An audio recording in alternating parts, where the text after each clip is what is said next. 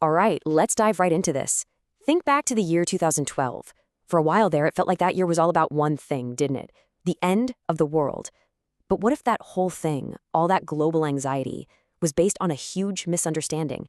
Today, we're going to look at a totally different perspective, one that reframes that prophecy not as the end of everything, but as the beginning of something profound.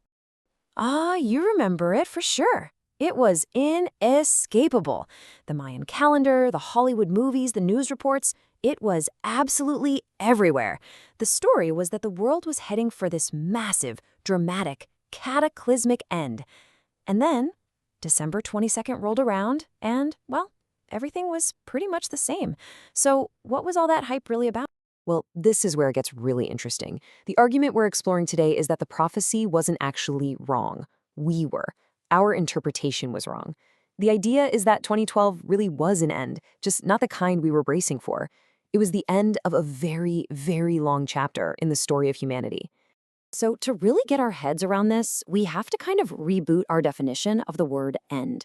The Korean word for this is Jungbub, and in this context, it has nothing to do with annihilation or destruction.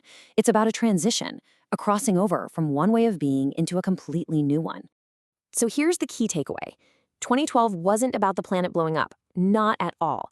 It was about one massive phase of our collective journey, what's called the preceding era, finally reaching its scheduled completion. And that had to happen to clear the way for something entirely new to begin, the succeeding era. So what's driving this big transition? Is it just a random date on a calendar? Well, according to this perspective, not even close. It's all governed by a fundamental law of nature. You could almost think of it as a cosmic rule for how things grow and evolve. And that principle is called the 3-7 law.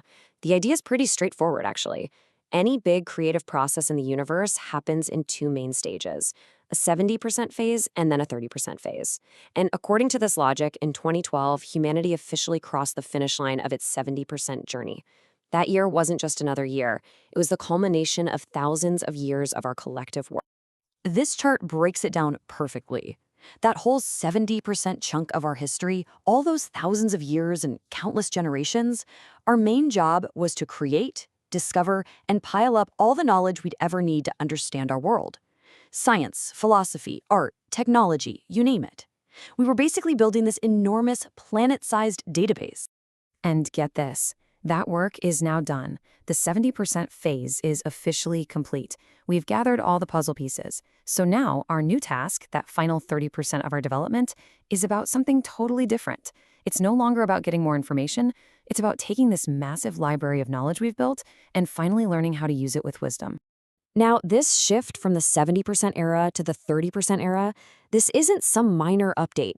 You got to think of it more like a complete reboot of the operating system for human society. It's a fundamental change in our very reason for being here. Okay, this slide is huge. It lays out the before and after, as clear as day. The preceding era, everything before 2012, was all driven by a private, selfish focus. It ran on the logic of power, accumulation, and ownership. This is described as the time of the animalistic human, or ingan. But the succeeding era, the one we're in right now, runs on a completely different logic. A public focus, the logic of wisdom, of sharing, and of applying what we know for the good of everyone. This is the era of the true human, or saram. Okay, so a change this big doesn't just happen on its own, right? You need a catalyst, you need someone or some group to kickstart this massive shift from a world of me to a world of we. And the theory we're looking at argues that the stage for these new leaders was set in a very specific place. The argument is that after World War II, basically all of humanity's knowledge, every ideology, all the different sciences, all the cultures, got funneled into one spot to be mashed up and synthesized. And that one spot was the Korean Peninsula. This apparently created this unique kind of pressure cooker, an environment perfect for forging a new kind of human. And this gave rise to a generation called the intellectuals. We're talking about the post-war baby boomers in Korea. Through this incredible national push for education, they basically absorbed this super concentrated dose of global knowledge. They became, in effect, living, breathing archives of everything humanity had accomplished in its 70% phase. But just having all that knowledge isn't the final step. It's a 3-stage transformation. Step 1, you absorb all that knowledge and become an intellectual. Step 2, you have to awaken or attain enlightenment, where you realize your purpose isn't for your own personal gain, but for the world. And only then can you reach step 3, emerging as an enlightened master, someone ready and able to use that wisdom for the good of all. So what's the whole point of these new leaders? What's their mission? It's nothing less than to completely redesign human society and to solve the biggest problems we've always faced. And this mission, it said, was actually encoded right into the national consciousness. And this is fascinating. The source points to this line from Korea's old National Charter of Education. This generation of intellectuals grew up reciting these very words day in and day out. It embedded this idea deep inside them that they were born with a historic collective mission that was bigger than any one person. And this is that mission. I mean, look at this list.